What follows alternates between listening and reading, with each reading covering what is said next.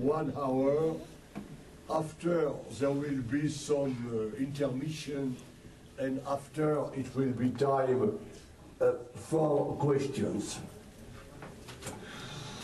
I have to speak today on the core question, money and credit, as the foundation of what I deemed the general theory of the monetary circuit, or maybe the general theory of economics. I should explain in another conference from which I arrived to the propositions I will put forth. But as an introduction, I must raise 3 points. First, contrary to what is the conventional wisdom of the new ruling class, of technocrats, and I must say, the majority of my colleagues who are, it is well known, on the checking account of the banking system. We are not in a depression. We are in the start of the collapse of a system. Capitalism as a mode of production. So it is a true structural crisis, which is, I think, worse than what happened in the 30s. Capitalism is dying not for reasons emphasized by Marx, of excess of accumulation, but by the flight from accumulation. Net investment is -0 in Europe, which is the worst part.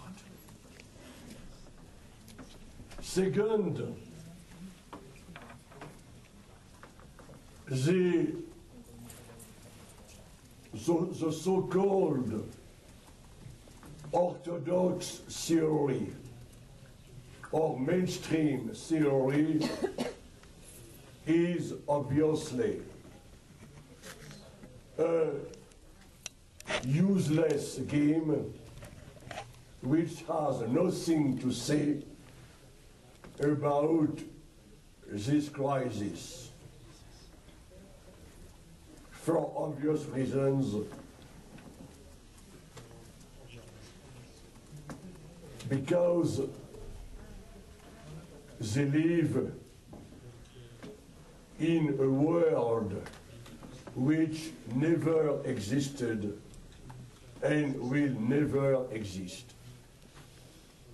On this point, I agree with my colleague Robert Skidelsky in his last book, The Return of the Master.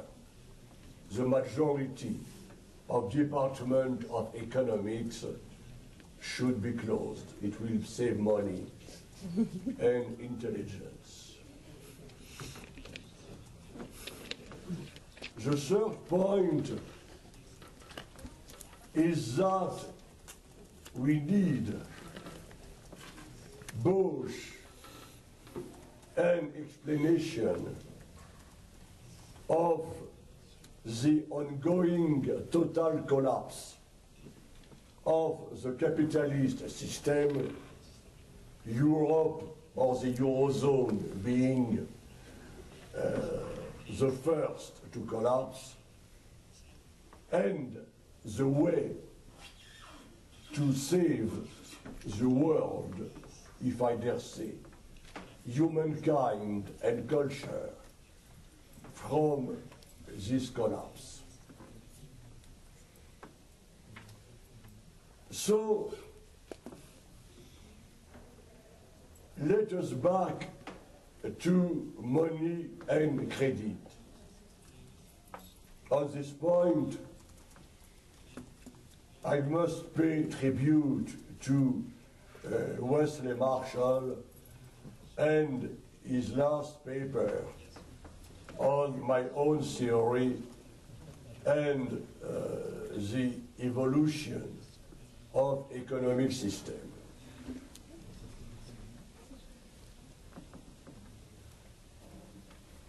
I would say that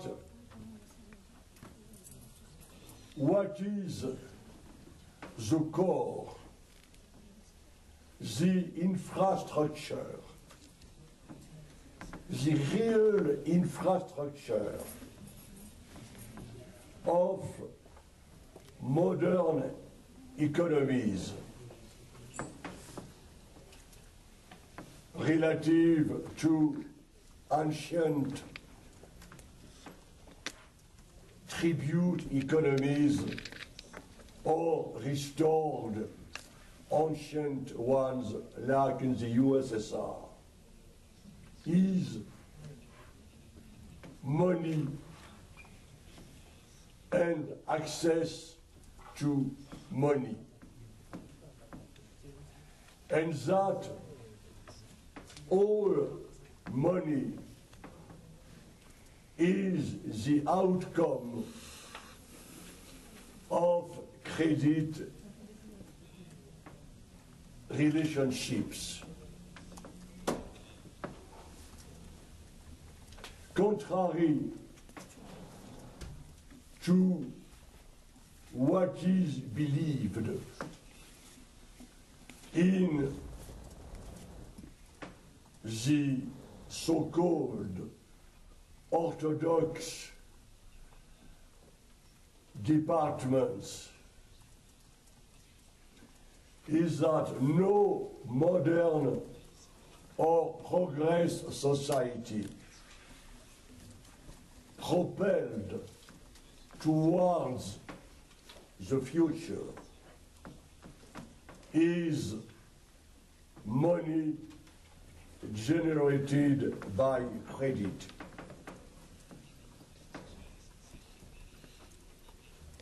It is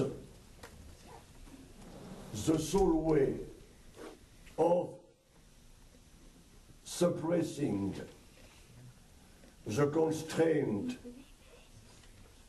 of the past, of saving, and indeed it is why austerity policies are both absurd, reactionary, and destroying what is the core of any progressist economies.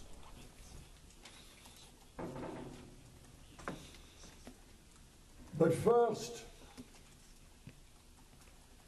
what is money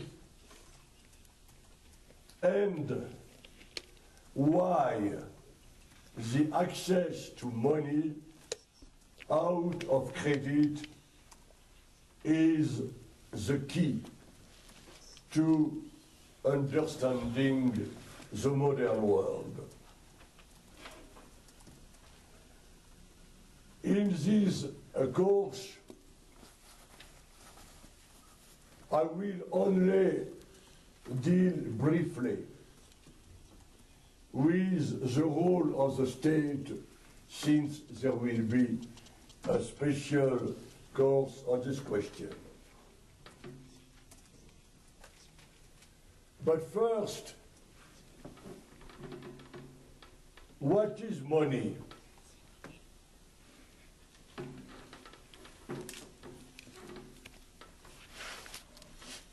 And what is the so-called monetary value cycle, which is the foundation of all modern economies?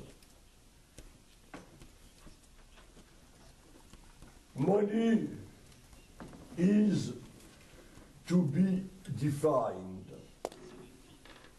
as the universal or ubiquitous means of acquisition of real resources,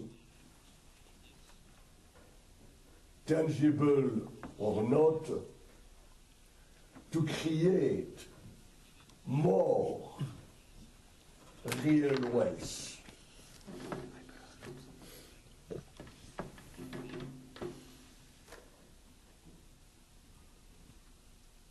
Thereby, money is created by the banking system, including the central bank when it still exists, as liabilities or debts of banks. The counterpart of banks' liabilities is assets, claims on agents asking money to meet their long-run expectations. And money is instantaneously transformed into expenditures, generating the creation of real wealth. Thereby, as such, as written initially by an American banker in 1913, when there were still intelligent bankers, Highness, money is the debts of banks, which is accepted as the general means of acquisition,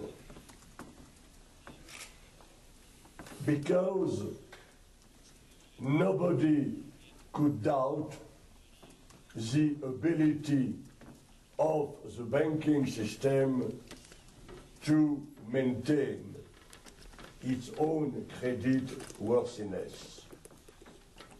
1913. And Ines wrote, those who still believe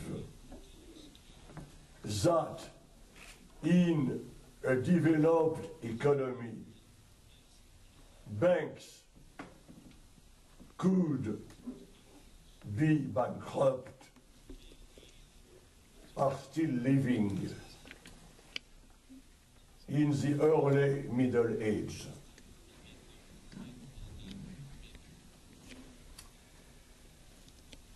Thereby,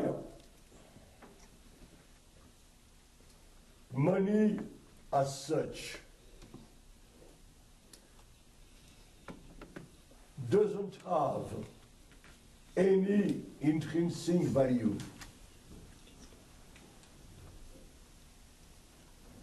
The only value money has is the expectation of the creation of real wealth by expenditures of those who asked credit to banks. And it was always the same. The gold standard was a pure illusion. It has been written by Sir Isaac Newton in the mathematical principles of natural philosophy. Gold is just some kind of temporary support when there is no coherent banking systems, but as such, it is an illusion. At the time of the gold standard, gold never circulated.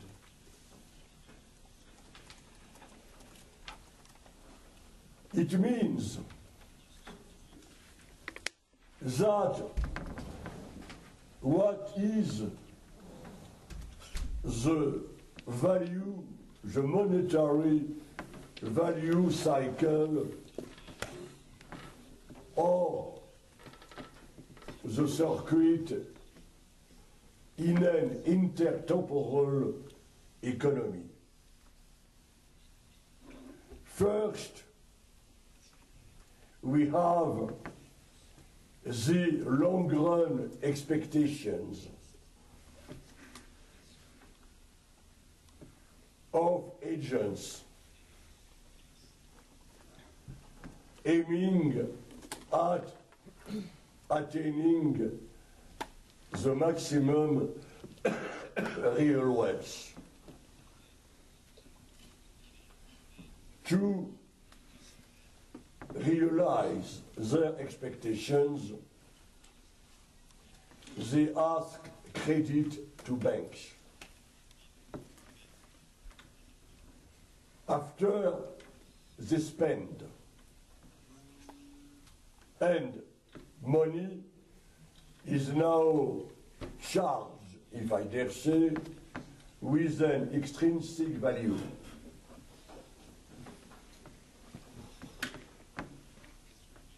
The spending creates what could be called output of commodities, including services. But output doesn't have any intrinsic value if it is not bought by initial spending agents. So, demand or purchase creates value of both labor and commodity I started to disagree with the classical or Ricardo Marxian theory of value. After money reflects, goes back out of the acquisition of production to the banking system.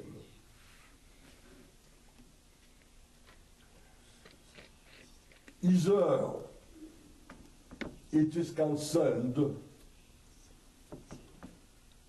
when debts are reimbursed, money is cancelled, or for investment, it could be cancelled later because credits are very long run.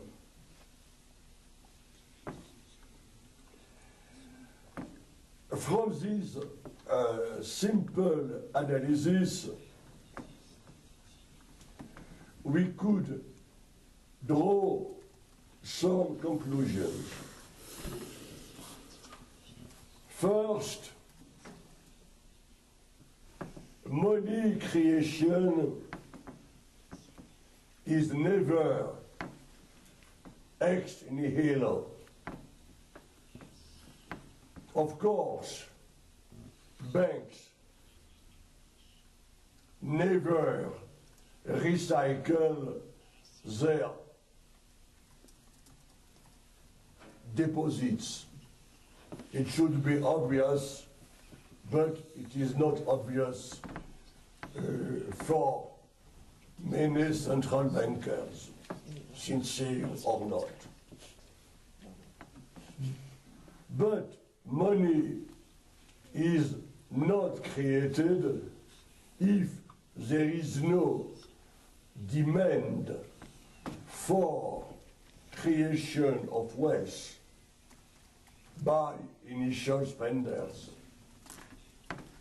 It is why the very concept of exogeneity of money is absurd.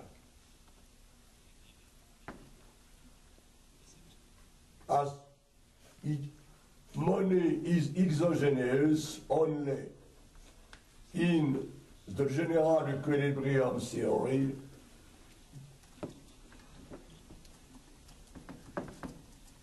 indeed, it could be scarce, and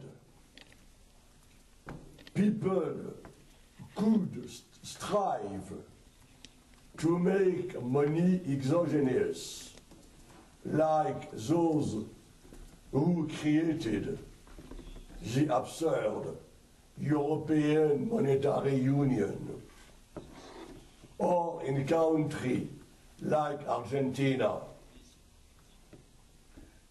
when the possibility of creating money was surrendered to American banks and American firms. But on the general point of view, exogeneity of money is absurd. Second point, there can never be inflation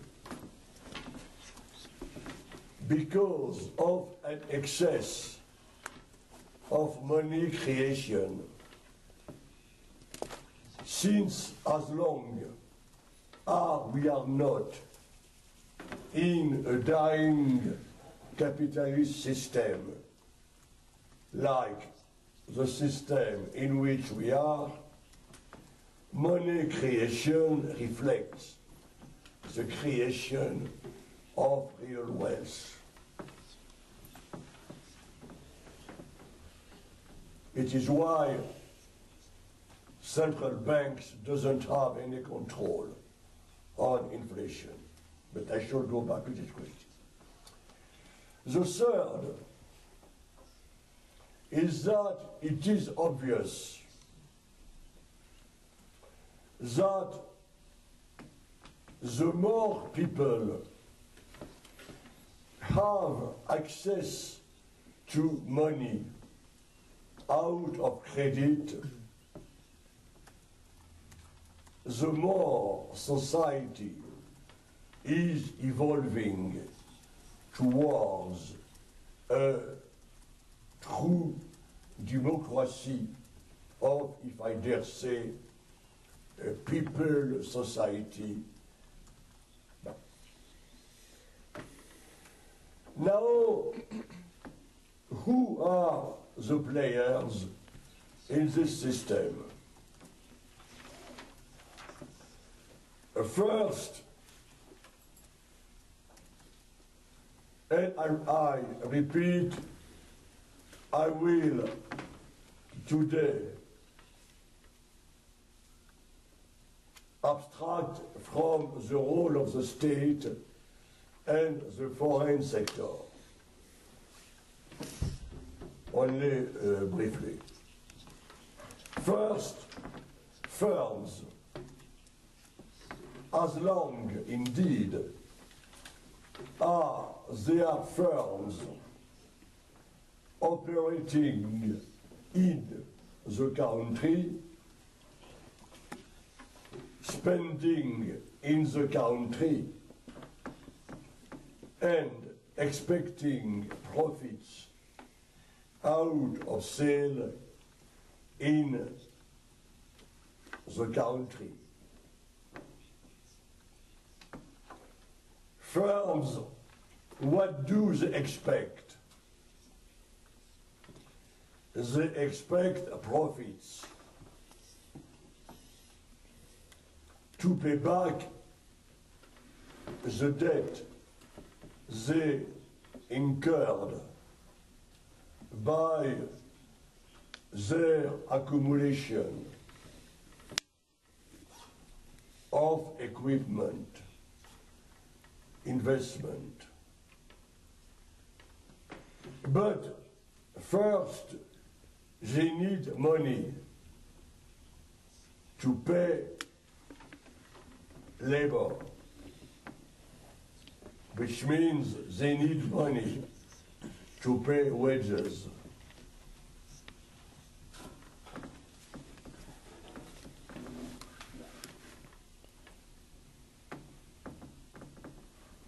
Profits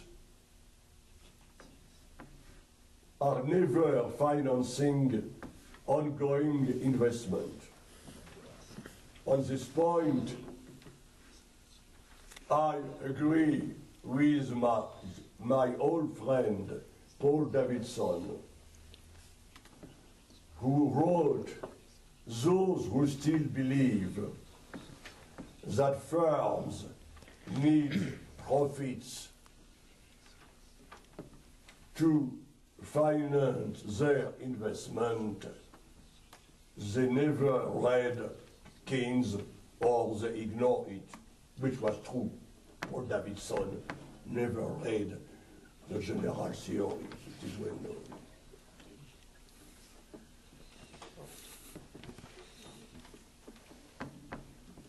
The problem is indeed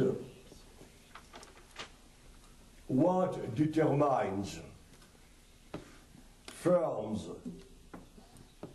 spending for labor and investment. I shall go back to that crucial question in some minutes. It is a question which was obscure in Keynes' general theory and completely ignored by the conventional, the so-called economics, which cannot explain unemployment, which means indeed a definition of unemployment. Second actor is the private sector, household, let us say wage earners or former wage earners, retired people. Since the death of Keynes, the share of credits granted to households never stopped to rise. It means that an increasing share of what is deemed consumption, or I would prefer household expenditures, is financed by loans and creation of money. It includes spending for housing, acquisition of houses, apartments, acquisition of durable goods, and now ordinary consumption. An old friend of mine, Robert Eisner, who missed the Nobel Prize because of his books against the deficit hysteria, wrote that if economists were truly observers of reality, in the US, the majority of capital is owned either by the state or by household, including houses and very durable goods. And that the role of firms never stopped to decrease since the early 70s. You could ask me, but is household relying of money creation consistent with the stability? I would say yes, as long as capitalism is a dynamic system. And why? For the following reasons. First, it has been proven by Eisner and many, including Keynes, chapter 16 of the General Theory, that the major determinant of investment is expectations of the growth of consumption.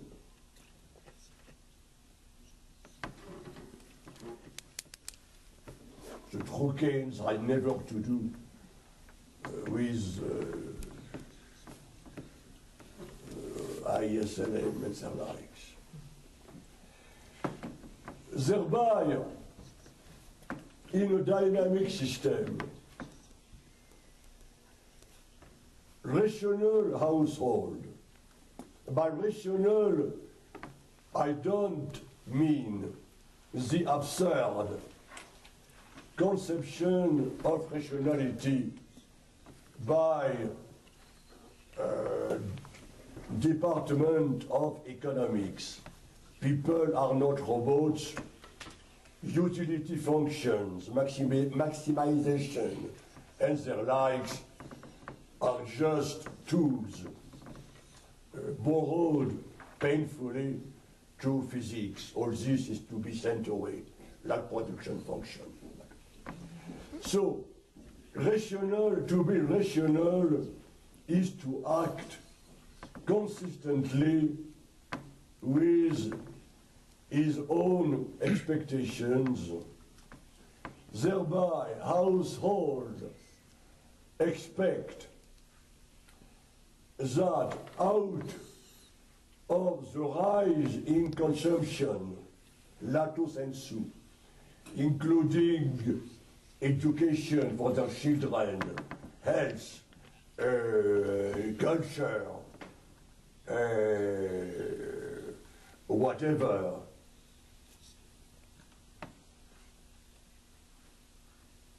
firms will expect more profits, thereby they will increase employment, and so loans will be reimbursed out of the rise in real income to household. This has been the core of growth in dynamic economics, dynamic economies in the USA, Canada for a while. The problem is that now in Europe, because of the ferocity of deflation,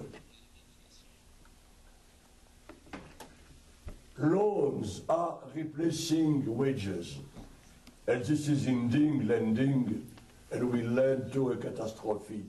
But I will not emphasize on this point for now. Now, banks. Banks are agents which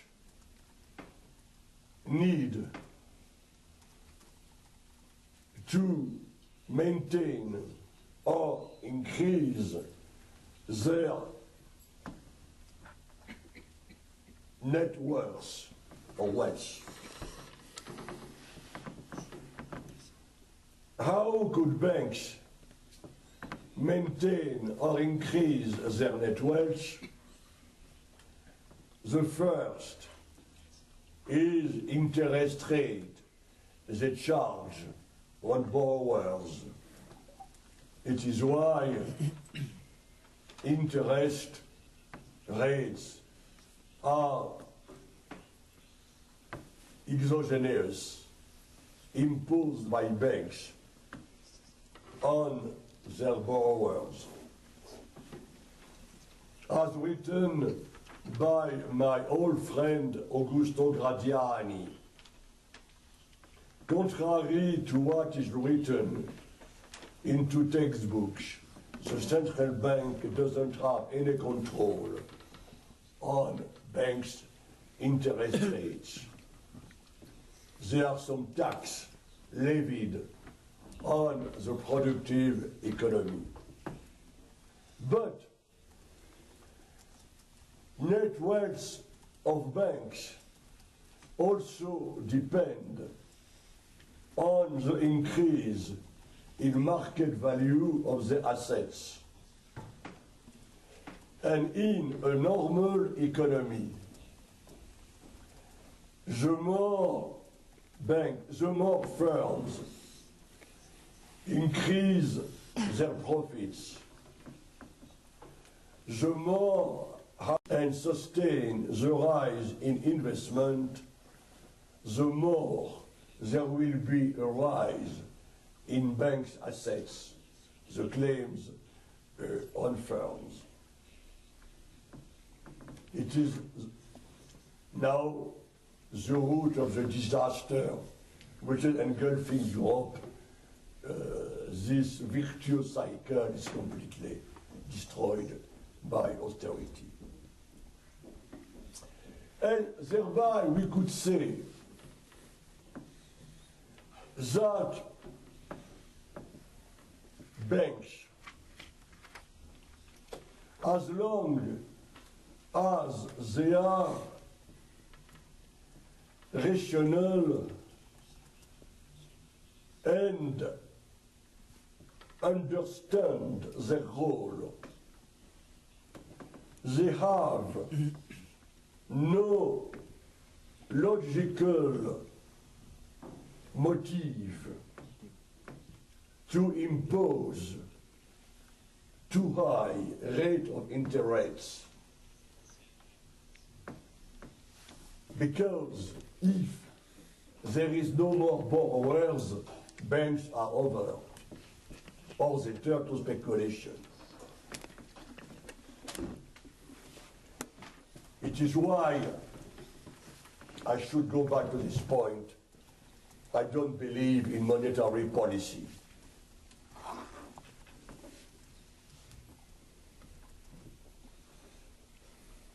The central bank is not the god of the system. All has been written about Alain Greenspan was stupid. As I was told by my close friend Thomas Ferguson, Alain Greenspan was much more interested into young women than to the real economy. But let us. Now, what is the impact of this, theoretical structure on the real economy? First, you could ask me,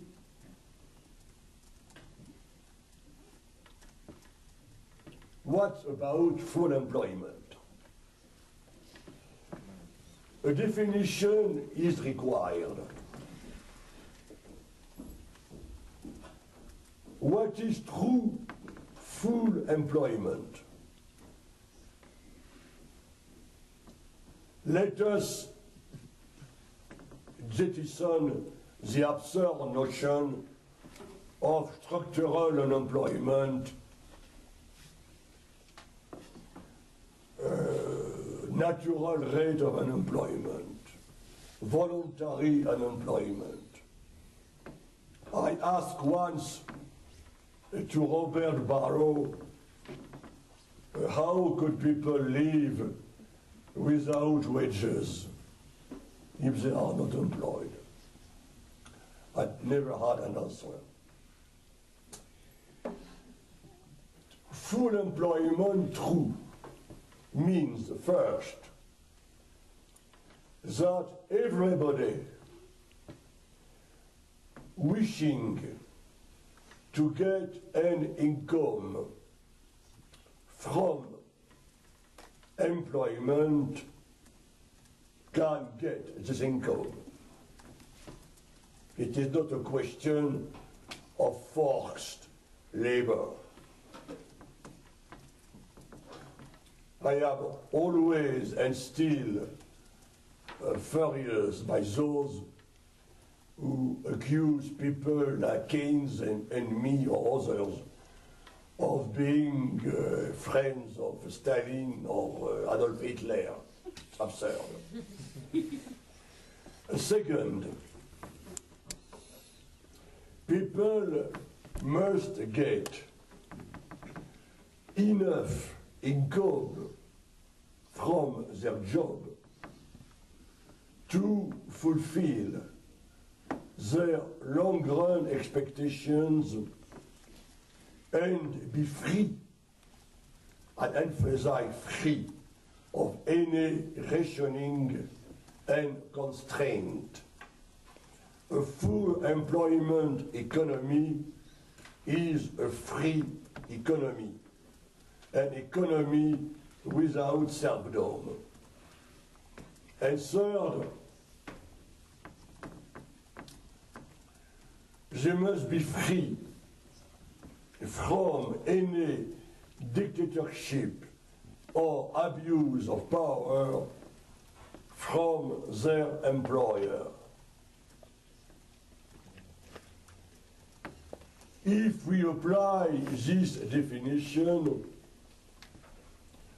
to countries I studied the more like the Eurozone, France has now a rate of unemployment higher than 50% of the potentially active population. Germany is not far beyond France. All official data are wrong, everybody knows that.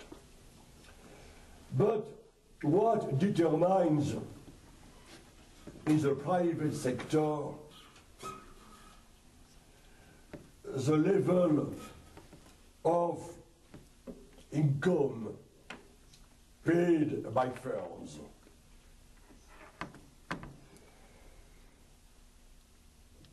It depends on two crucial factors, which are the twin profits variable, which were first formulated by Kalecki and by his disciple Joseph Steindl. The first is obviously the expected long-run profit flow. But the second is what Kalecki deemed the required or targeted share of profit, or let us say, they depend on what is other, the required rate of profit, which is the required ratio between the permanent or long-run expected flow of profit and the wage bill decreed by firms. There is obviously no labor market. I cannot understand why people are still speaking of labor market. A market implies equality. Equality doesn't exist as long as the system has not evolved toward a true democratic one. It means, finally, that the income paid to labor, which means the value of labor, depends first on the expected rate of profit and what I called the employment multiplier, which is the inverse of the required rate of profit. As long as the state doesn't intervene, those variables are independent, at least in the medium run, one of each other. It means that the more firms want a higher share of profits, which means the ratio of aggregate gross of profits to aggregate income, the more they impose a higher rate of profit, thereby a lower employment multiplier, and the lower is to be the income, and thereby employment decreased by firms.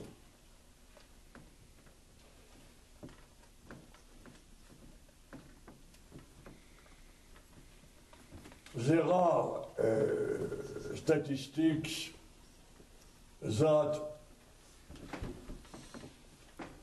long rate of true unemployment are consistent with long-run rise in the share of profit, in the required share of profit, or the rate of profit. It leads three questions. First,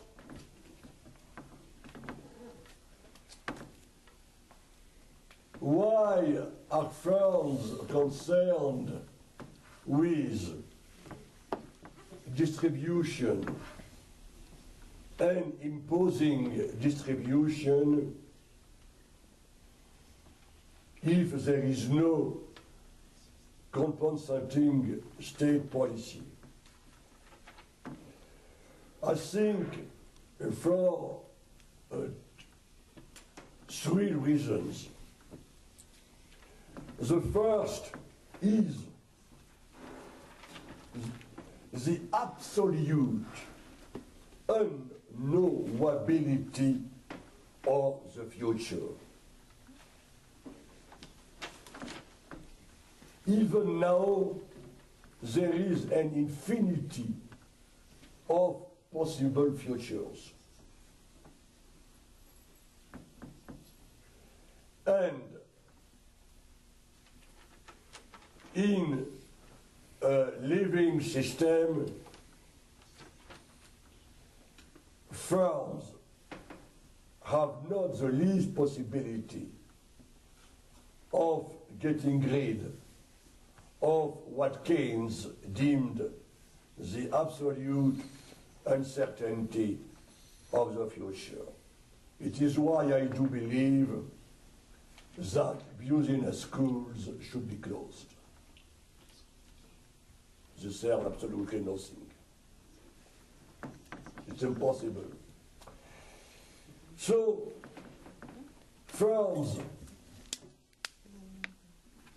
have always to take care of the possibility of shocks, imposing a decrease in aggregate demand, firing people could be costly, if not socially dangerous. Thereby, if they are, as they are now, absolutely panicked by the future, if they bet, if they take wagers on a future of negative growth, they will be extremely reluctant to hire people. Only in general equilibrium models, this factor doesn't exist. Second, we must take care of the increasing role of financial markets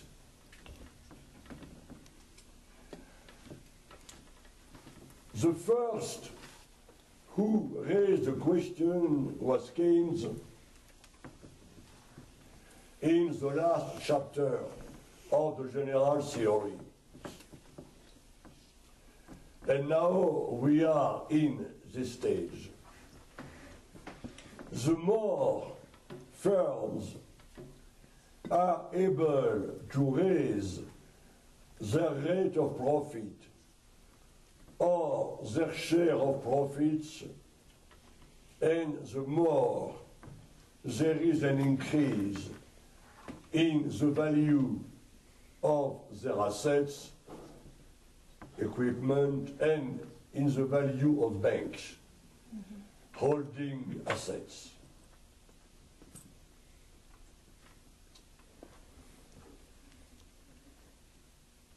Third point,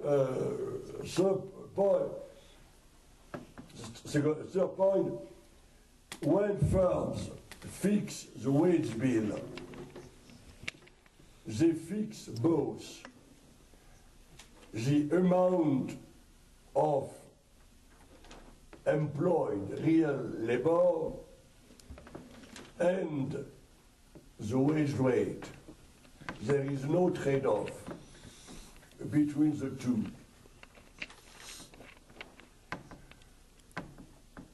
So, and why?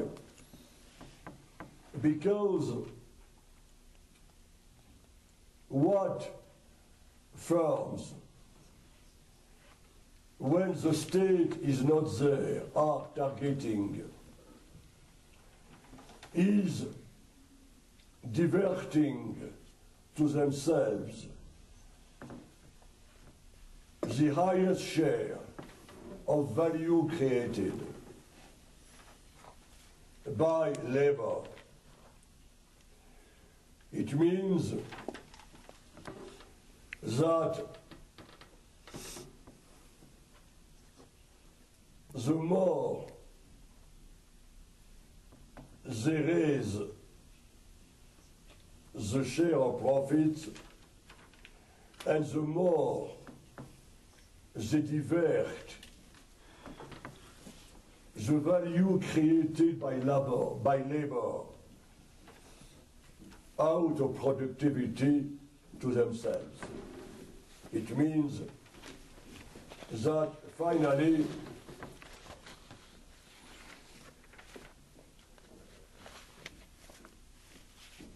as long as there is no compensating factor, a capitalist system without the state is self-destroying. And it's exactly what is happening. You could ask me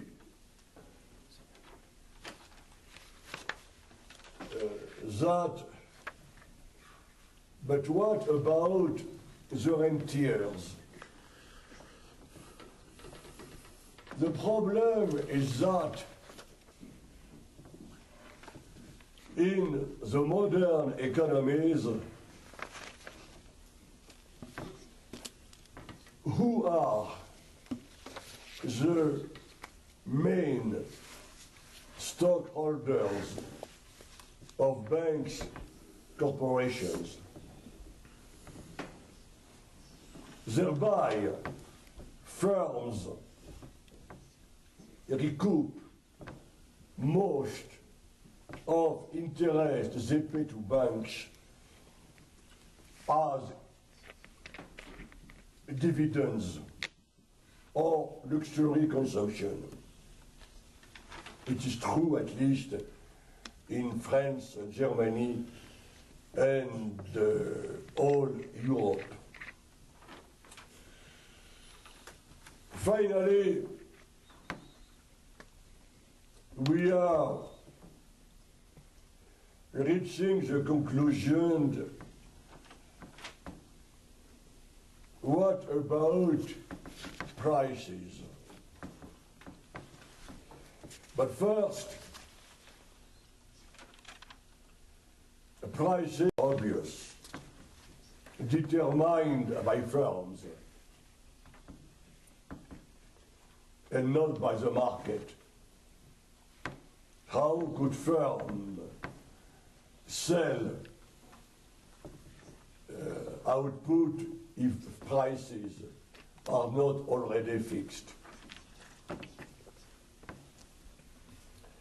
Second, prices are fixed to allow firms both to recoup all their production costs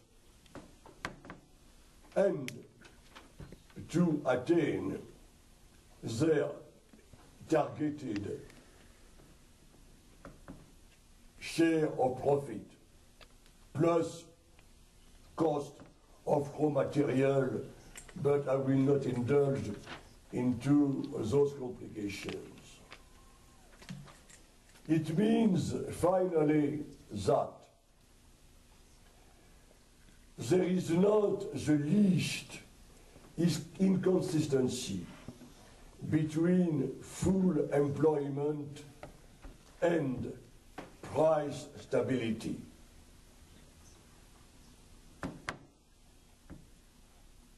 On theoretical point, it's obvious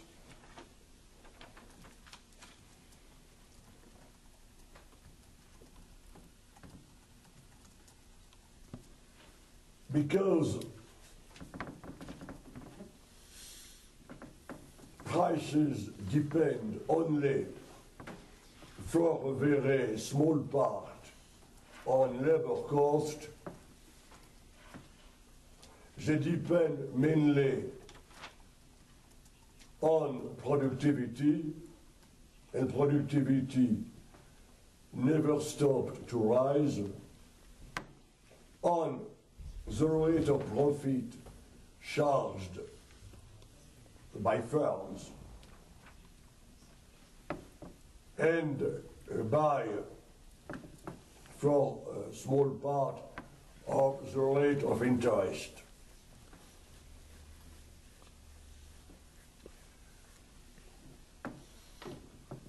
And the proof is there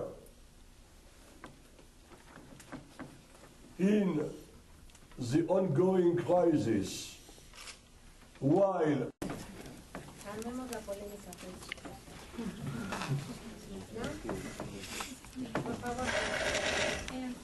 I was wondering about what you said, that monetary policy isn't useful for economy. Can you explain that? Excellent.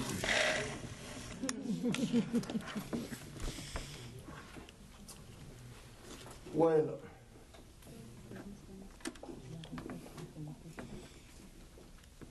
it is not useful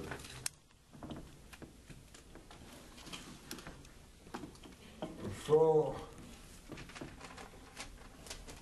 three reasons. The first is what is exactly a monetary policy aiming at?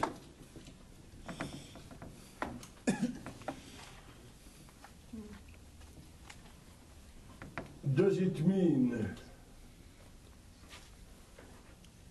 which was the case of Friedman, that the central bank directly control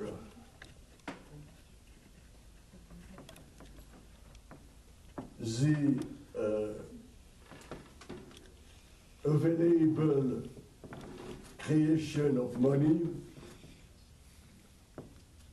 or does it mean that the central bank directly control the structure and the level of interest rates And doing so, is it enough to maintain the stability of the economy at a full employment level? Well, first,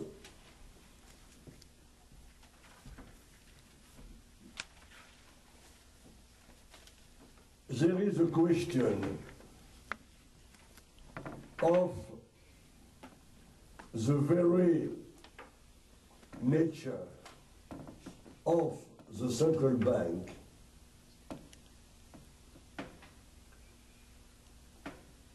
Too many people believe that the central bank is as such aiming at the welfare of society. But it never was so. What is the constituency of central banks and financial markets? Who appointed Paul Volcker in the late days of the Carter administration? Wall Street,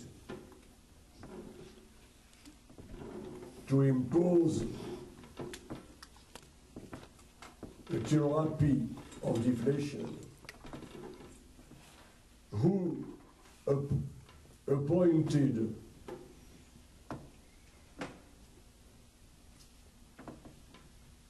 the next chair of the Fed, Greenspan and Bernanke, Wall Street? The president never had any word to say.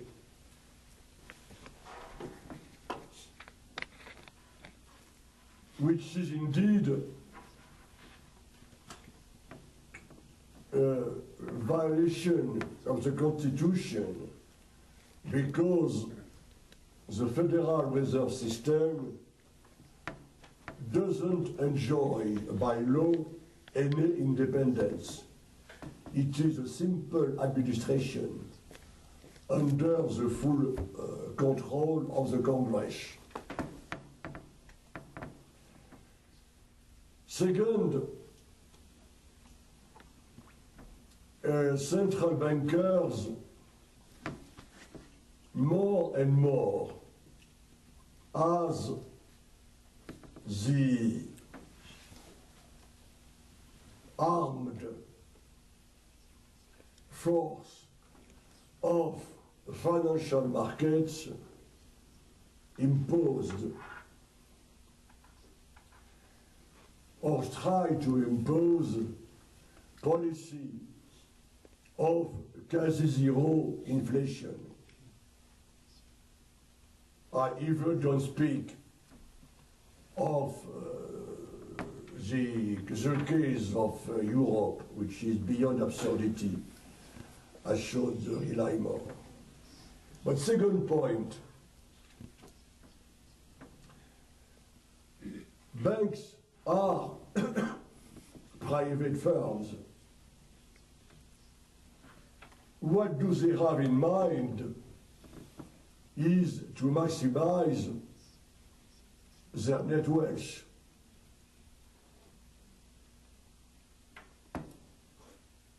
Thereby, the central bank as such doesn't have any possibility of acting against the will of the banking sector, which is the most cartelized sector in the world.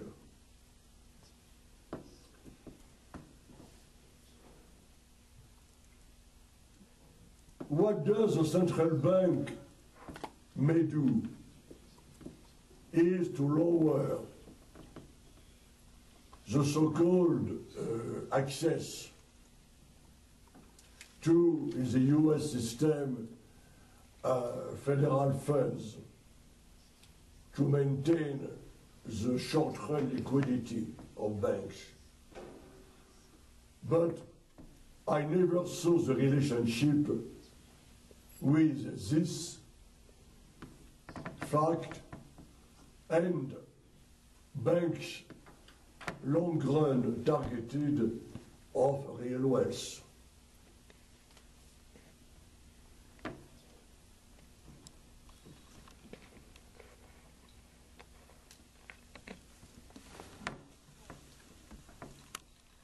The third point is that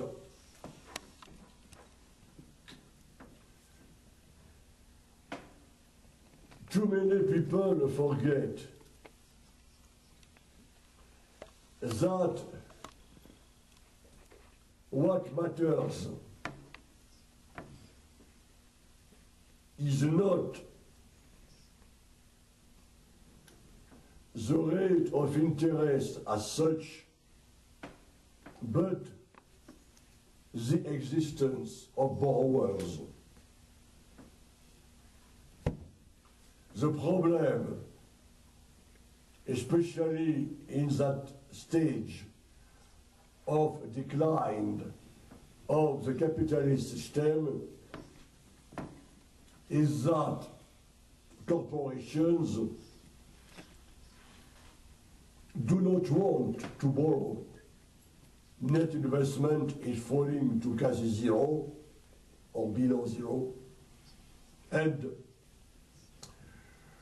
borrowing for wages is unceasingly decreasing.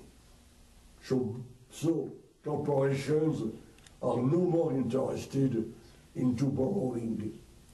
And as such, the central bank can do nothing. It is well explained in a book I recommend, written by Richard K.O.O., the former head of the Nomura group bank in Japan, the Holy Grail, in which Ku demonstrates the absurdity of those who believe in the efficiency of monetary policy. So, you could ask the question,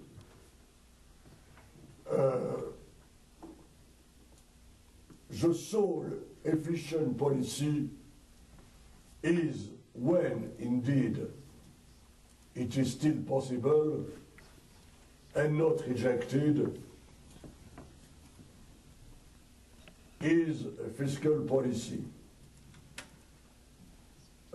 Robert Eisner, I spoke of, in his book published in 1988, How Real is the Federal Deficit, proved that the more there was a rise in the federal deficit for the US, the lower were interest rates. So the problem is that fiscal policy has been completely abandoned, even by the majority of post-Keynesians,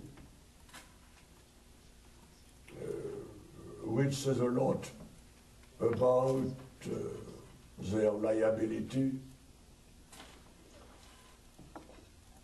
And that fiscal policy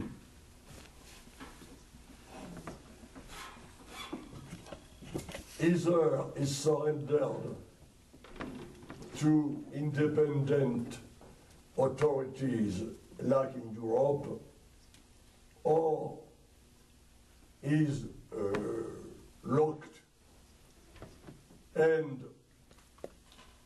enslaved to balance the budget, like in the US.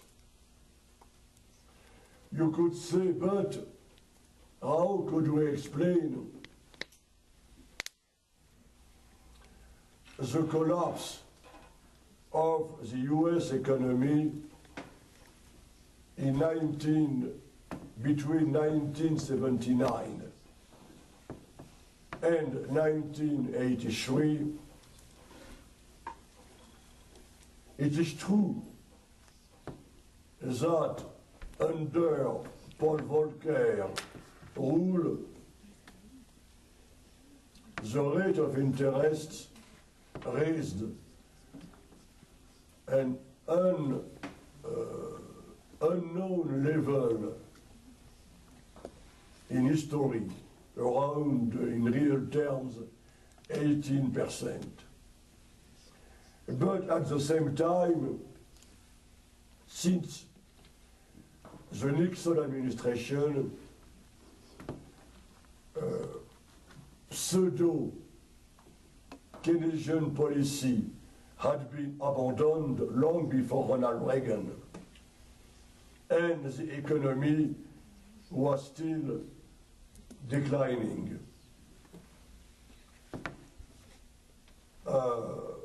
Thereby, it is why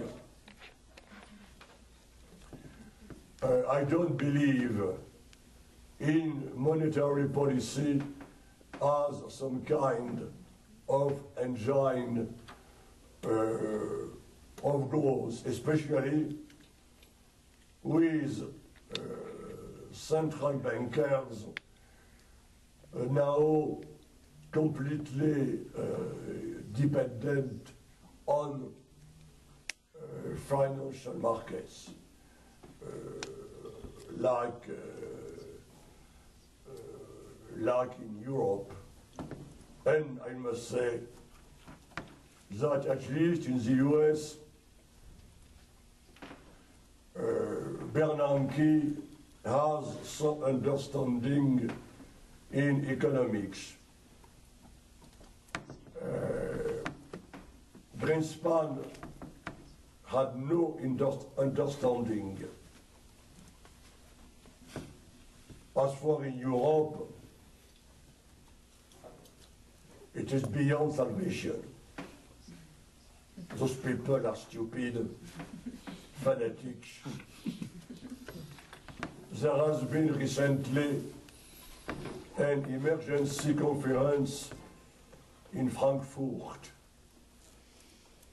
of all the financial and political elite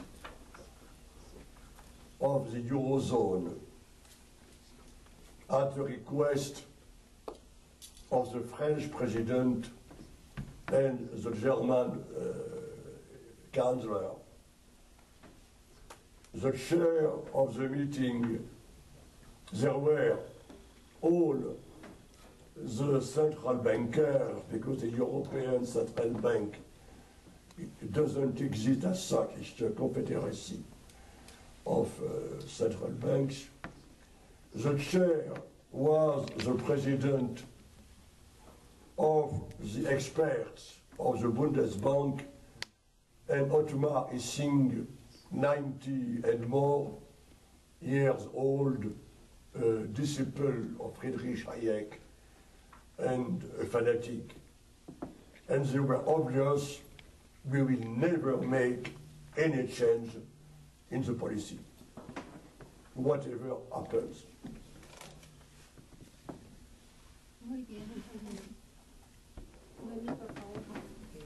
I would like to thank for your very nice exposition, very clear.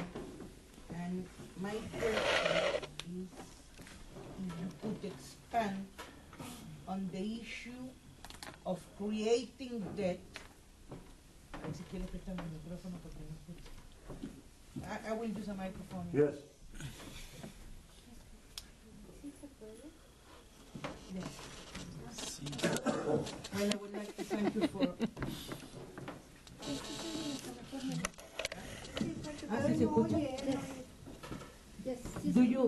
Do you reach me now? Yes, of course.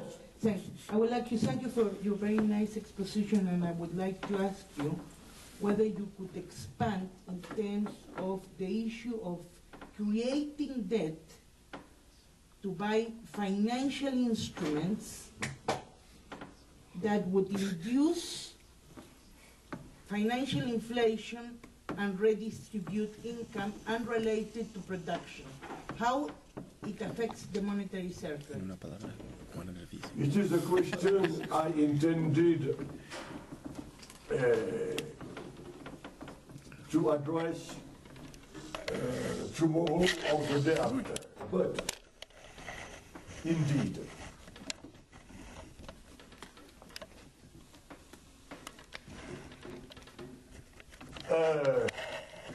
one of the long-run stability of the economic system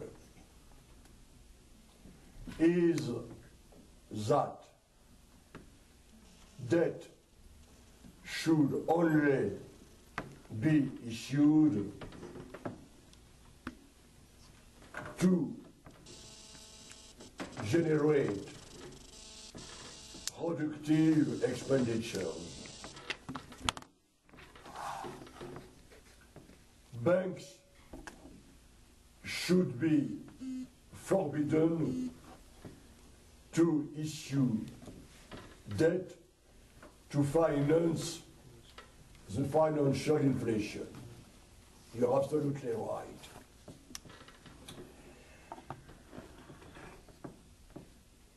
Which is raising two questions. The first, for the moment, my answer must be brief, but I could develop later. The so-called financial market is a mark of the decay, of the decadence of the capitalist system.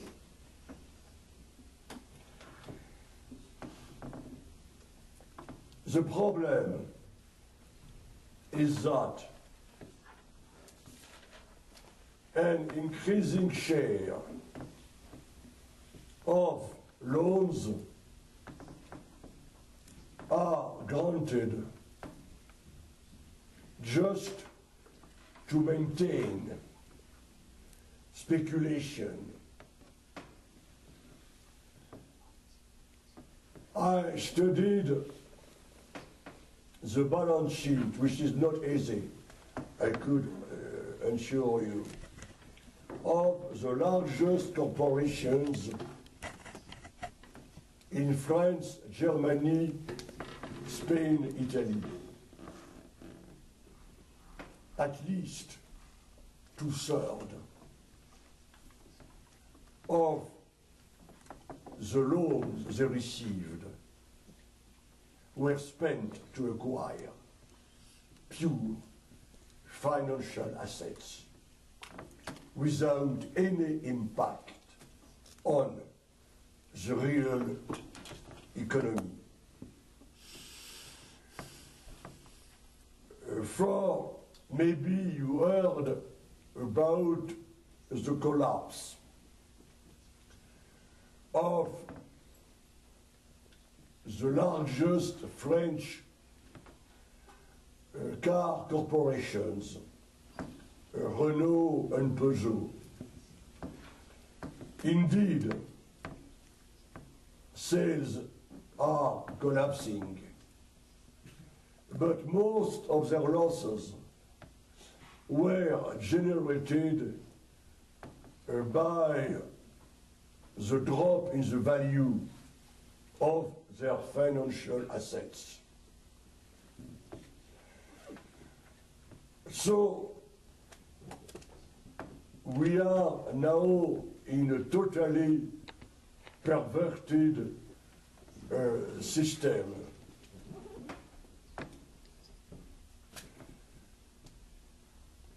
And indeed, there is an accelerated financial inflation, but since at the same time the real economy is collapsing, the value of financial assets has not the least real background. So you need more and more debt creation to finance more acquisition.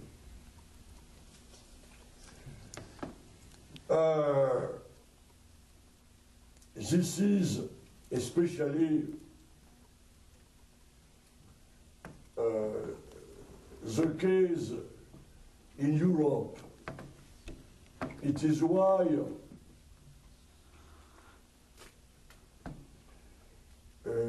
I made some theoretical graphs in the paper not yet published. The more there is a decline in the rate of growth, and in the Eurozone, the growth is below zero. The rate of growth is below zero for at least 4 or 5 years. The more there is an increase in the value of financial assets. And why? Because of the impact of deflation, the collapse of the rate of growth implies a sharp increase in the share of profit. And at the same time, a decline in state expenditures. So, all kinds of law of value is violated, the more the system is evolving towards some kind of zero unemployment, the more the value of assets is rising. Which explains, by the way, why, but it is a problem a bit complex, why there is no collapse in the exchange rate of the euro. There is a speculation with large inflows of capital from Qatar, Saudi Arabia,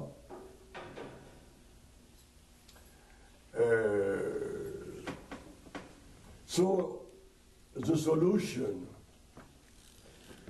should be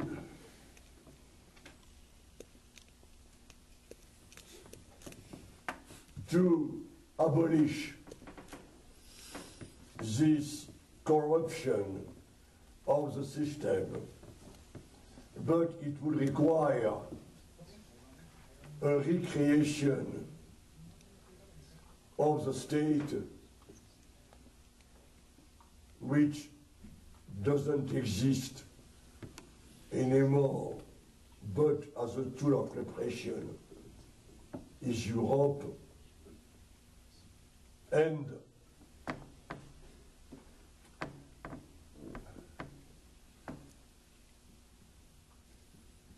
a true intellectual revolution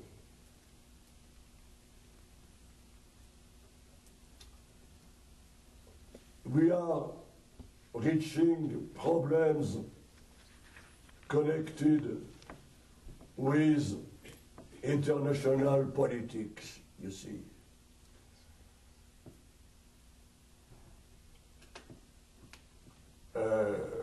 What do you think that France have 3,000 soldiers, which is not much, which is much, in Africa,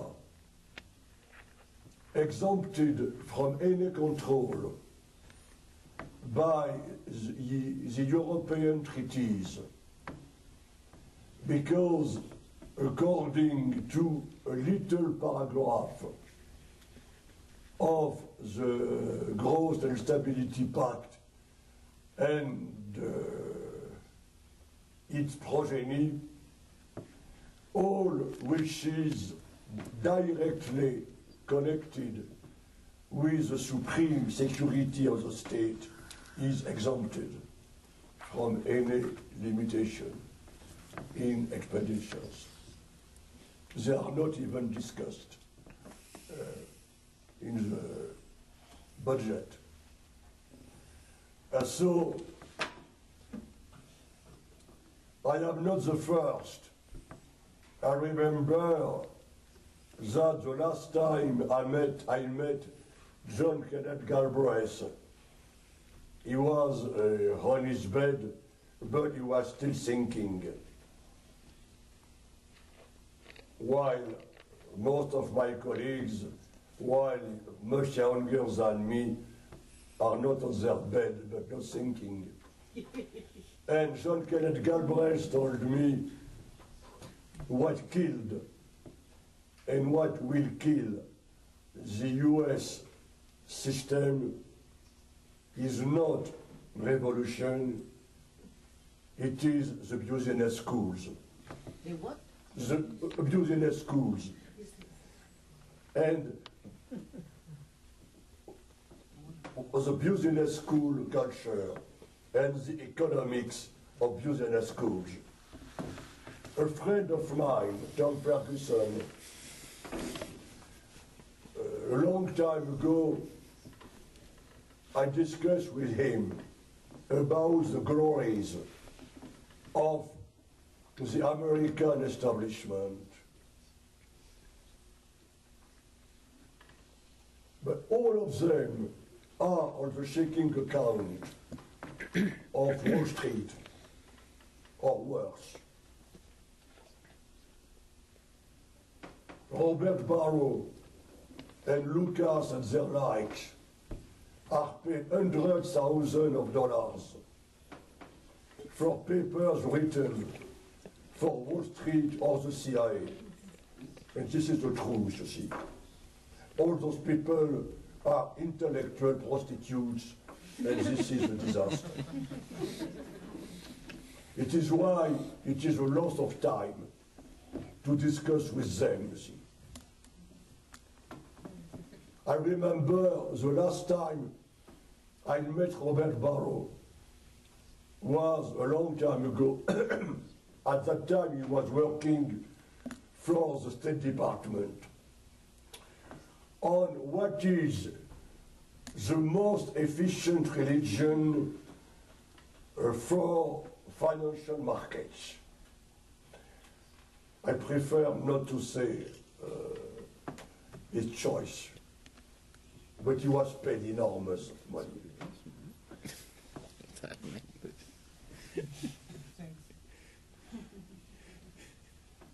Bueno, ¿alguna otra intervención? Pregunta, Wesley. nada más por la provocación. Yes.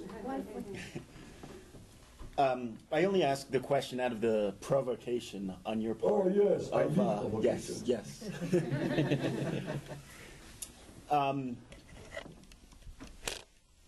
In what I think is my favorite book by John Kenneth Galbraith, Money, From Whence It Came, Where It Went, he says that whoever proposes that monetary policy should be the chief driver of public policy is an enemy of capitalism. And I would agree with that, and obviously what you're saying, and I think we would all agree that capitalism is going through some very, very profound changes. But is it ending? And if it is, if we're moving into a different system, what are the criteria that we could establish to A, define capitalism, and B, define whatever this is?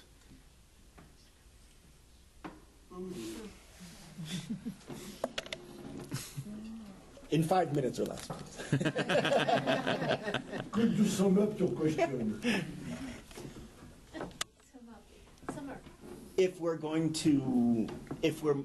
at the end of capitalism, the death of capitalism, what comes next? How do we know how to differentiate it from capitalism?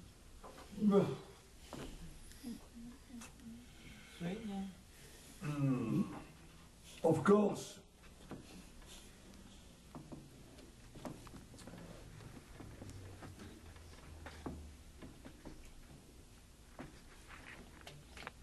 I think that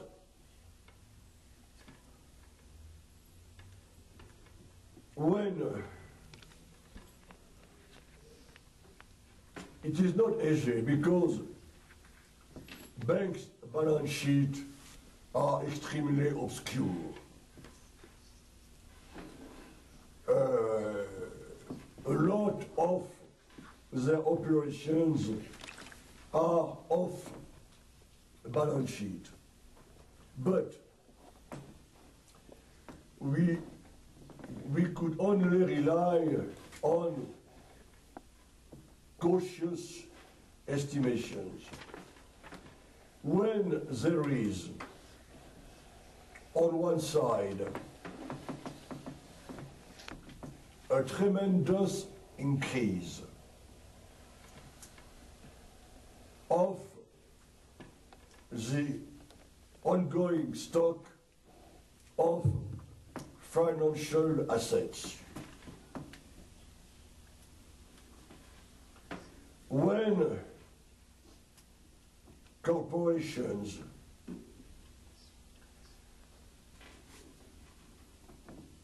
are holding the largest share of their assets in pure financial assets, and when on the other time you have a collapse of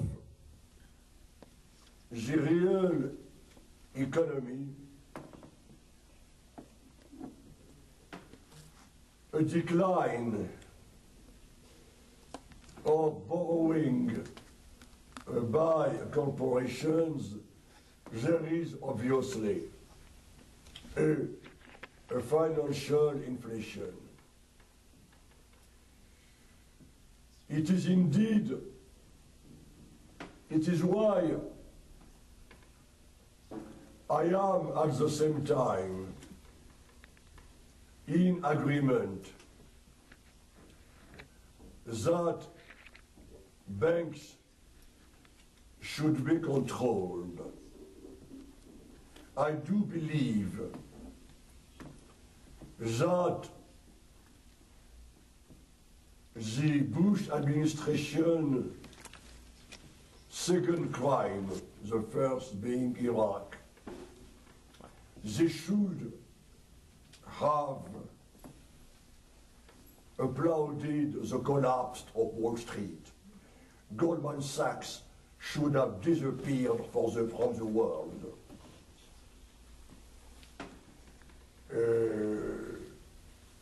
On this point, I am in disagreement with many people, including the followers of Ayman Minsky, with whom I was always in disagreement. Wall Street is a parasite. Wall Street serves nothing. The problem is that it is indeed extremely difficult in banks' balance sheet to distinguish what is a good issue of debt and bad issue of debt. It is why the Tobin tax issue is stupid. It's impossible. No. What there must be is, as I told you, a total reconstruction of the state, of the banking system,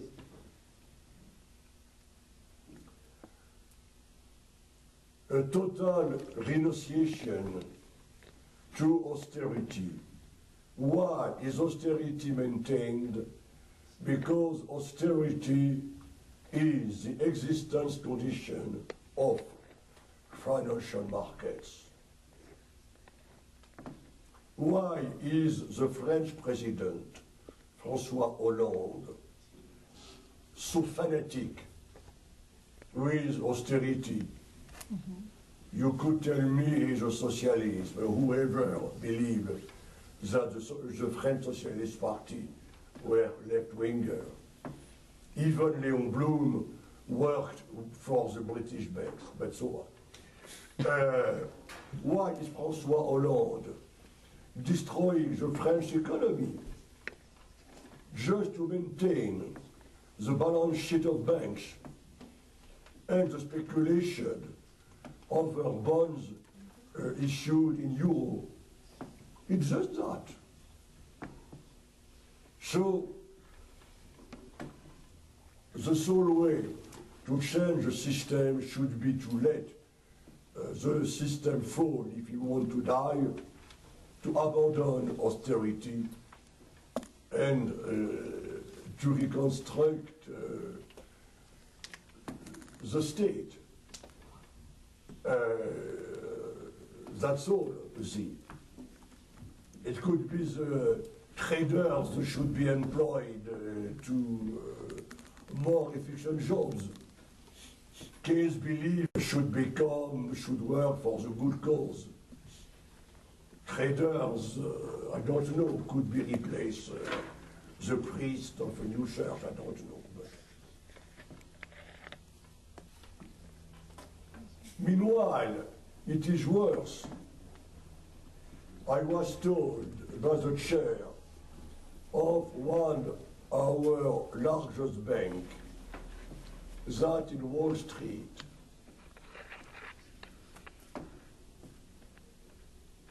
the majority of financial transactions are operated